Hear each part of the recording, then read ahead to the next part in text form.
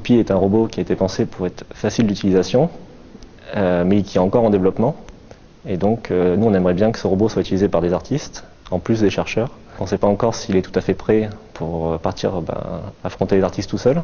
Et donc ici, c'est notre première expérience avec des artistes, dans le cadre d'une résidence, où on va pouvoir tester le robot, l'éprouver et le mettre à mal. Je suis là justement pour voir comment il se comporte et assister les artistes pour qu'elles puissent réaliser ce qu'elles veulent avec ce robot. On a une méthode très simple de programmation avec ce robot qui est faite par démonstration. Le robot peut être très souple, donc on peut vraiment le manipuler facilement. Et grâce à ça, on peut lui dire de mettre certains membres souples, lui montrer quelque chose, l'enregistrer et après le rejouer. C'est là où la danseuse peut intervenir facilement, parce qu'il n'y a pas besoin de savoir programmer quoi que ce soit. Il y a juste à cliquer sur le bouton record, on monte le mouvement, on dit hop, on stoppe l'enregistrement et puis on peut le rejouer. Pendant cette semaine, on va travailler avec la danseuse à faire un répertoire de mouvements qui seront sûrement rejoués et orchestrés lors de la sortie de résidence qui aura lieu le mardi 4. Une main qui se pose, ouais aussi parce que moi là-dedans j'ai aussi un projet d'interculturalité. Pour nous l'enjeu est multiple.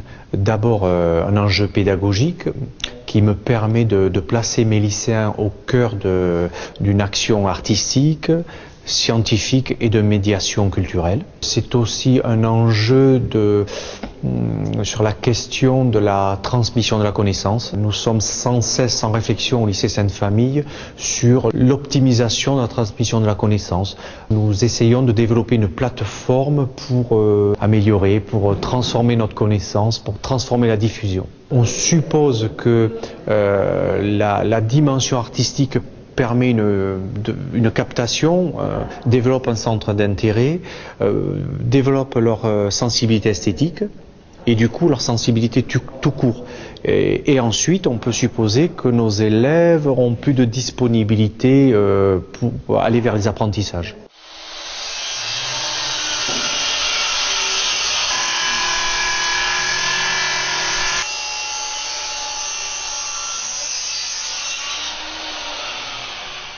Mon activité dans cette résidence, elle se tourne dans l'inscription des déplacements à travers la vidéo, mais aussi au niveau de l'écriture des tracés.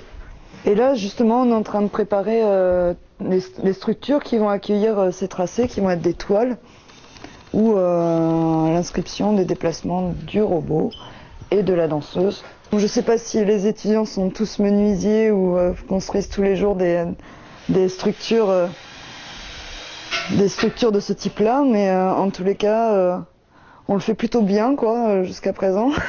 Monsieur Clavry, notre prof principal à nous deux, nous a parlé du projet Poppy et a demandé s'il y avait des volontaires pour venir aider à faire le projet. Et voilà, on s'est proposé à venir. Je connaissais pas franchement l'aspect robotique, je savais pas comment c'était, et travailler d'autres personnes que je connaissais pas, ça m'intéressait aussi. Donc voilà. Poppy, c'est comme un humain, il danse comme les autres, voilà quoi, c'est un robot, comme un humain. Moi ça me fait bizarre de voir un robot comme ça, je trouve ça rigolo et puis ça change de voir autre chose. Ce qui est intéressant avec Poppy, c'est effectivement que à la base c'est un objet. Voilà, il est juste, il peut seulement être mu. Voilà, il n'est pas mouvant de lui-même vraiment. Donc il a un côté danseur, mais on va pas du tout avoir les mêmes impulsions de mouvement. Du coup, j'essaie de travailler sur comment est-ce qu'on glisse du mécanique au poétique. Cet habit-là déjà change beaucoup son attitude. Ça nous intéresse beaucoup. Le faire pour le faire. Le mouvoir de la danse qui ne sert à rien.